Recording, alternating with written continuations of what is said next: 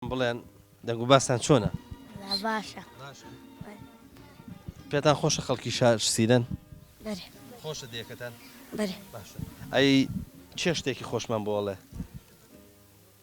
چێ شتێکی ئادەی تۆ بەمانەڵەی وەرە وەرە ئایرە وەرە لای من وەرە دیاری؟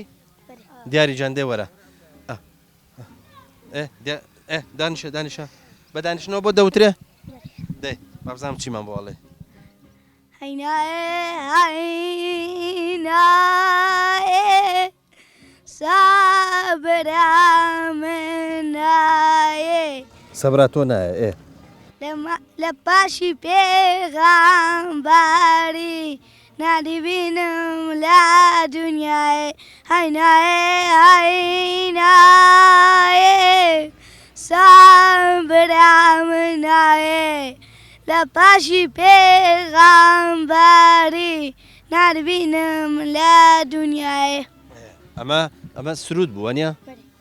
لە سەرەتا نەمزانی وەمزانی لاو کوشتە دوایی کە باسی پێغەمبەری کرد صلی الله علیه وسلم ئەنجا زانیم ئەوە هێنە سرودی ئاینیە وایە؟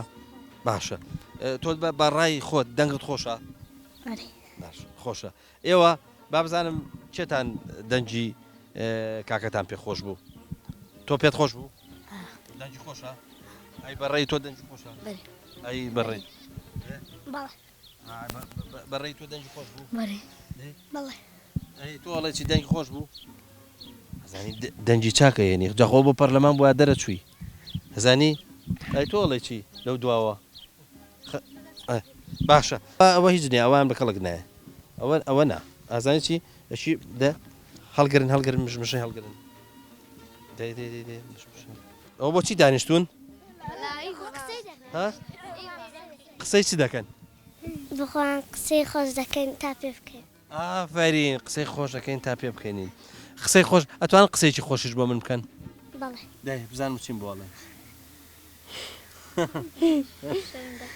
تۆ ناوت چییە؟ مەریەم مەریەم بەرێ بۆ شتێکی خۆشم بۆ ناڵێ سرود من ڕۆڵەی مسلمانم خاوەن ڕەوشتی جوانم تەنها ئەڵڵا خودامە محەممەد پێشەوامە بەرنامەی من قورحانە ئیسلام یاسای ژیانە بەرام بەردایە و بابا مەردە من بۆ فابم وانەکانم دەخوێنم زانیاری بەدەستێنم هەز دەکەم شارەزابم لە خوێندن بێزار نابم مامۆستاکانم خۆشەوێ بەرژەوەندی منیان دەوێت. ئافرین زۆر باشە دەستا خۆش بێ دەستا خۆش بێ یعنی ئەوە نەخۆش بوو سرودەکە و من ئاوا مەکرا مایکەکەش وایە کرد بوو وایە ئەی چیتر شتێکمان بۆڵێ تۆ نا باشە با من مژمژەی خۆمتان بدەمێ باشە مژمژەیە شەکرۆکەیە هەڵگرە بەسۆز بۆ نارەی ها شەرمێ دەکەی